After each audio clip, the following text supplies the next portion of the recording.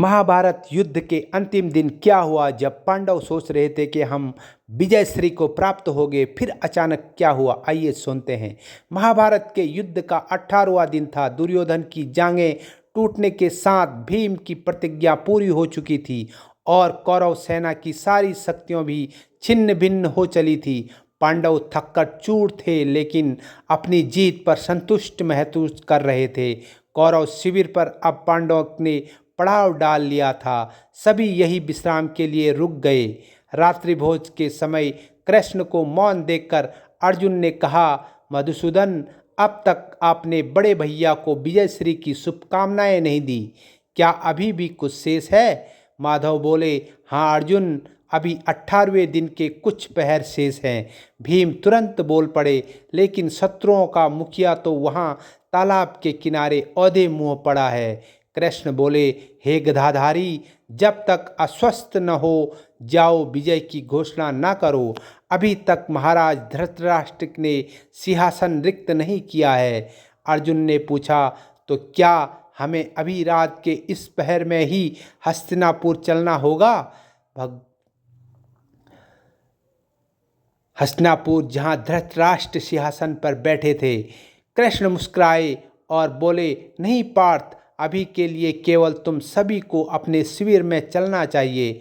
इस पर सात्यकी ने कहा, वासुदेव, युद्ध में पड़ाव पर विजय का भी महत्व है। यह पांडवों का अंतिम पड़ाव है। यदि बिना किसी निर्णय के पांडव यहाँ से लौटते हैं तो यह भी उनके कदम पीछे लेने जैसे होगा। सात्यकी की बात शास्त्र सम्मत थी, जिस पर सभी ने समवेत स्वर में सहमति जताई। कृष्ण की बात आई गई हो गई। इसके बाद सभी सोने चले गए। नतीजा यह कि देर रात अश्वत्थामा ने पांडव शिविर में पहुंचकर उनके पुत्रों की हत्या कर दी। महाभारत का यह प्रसंग हमें जीवन में धैर्य की आवश्यकता बताता है। जल्दीबाजी में कार्य को पूर्ण हुआ मान लेना आखिरी पलों सफलता को विफलता में परिणित कर सकता है। बेशक आप श्रेष्ठ होंगे, लेकिन श्रेष्ठता पर अंतिम मुहर आपकी सफलता ही लगाती है, न कि उस सफलता को पाने के लिए की गई मेहनत। सफलता अंतिम प्रमाण पत्र है। जीवन की उत्पत्ति के बाद जब मनुष्य के लिए नीति आदि का निर्धारण होने लगा तो महाराज मनु ने धैर्य को धर्म के दर्शन शास्त्रों को प्रधान स्थान दिया। इसमें सबसे पहले धृति आता है, जिसका अर्थ है धैर्य धारण करना। इसे दूसरे अर्थ में सहनशीलता के तौर पर समझना चाहिए। हालांकि दोनों भिन्न अवस्थाएं हैं, लेकिन इनमें बेहद निकटता है। कठिन परिस्थितियों में क्रोध और रीछ को सह लेने की शक्ति धैर्य से ही आती है। धैर्य रखने का अर्थ शांति के साथ कदम उठाना और परिणाम की प्रतीक्षा करना है।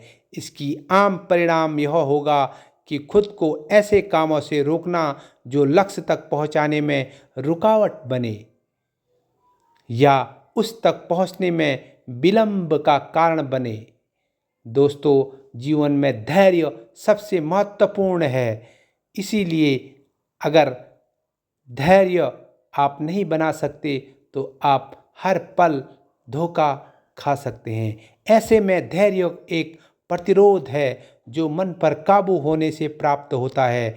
जीवन में लक्ष्य तक पहुंचने के लिए यह आवश्यक है कि मानव धैर्य के साथ सदाचार को अपने जीवन का अंग बनाए और उन्नति का मार्ग प्रशस्त करे। मनुष्य को धैर्य वेदों से मिला है, वरदान है। इसके महत्व को जीवन में उतारना जरूरी है।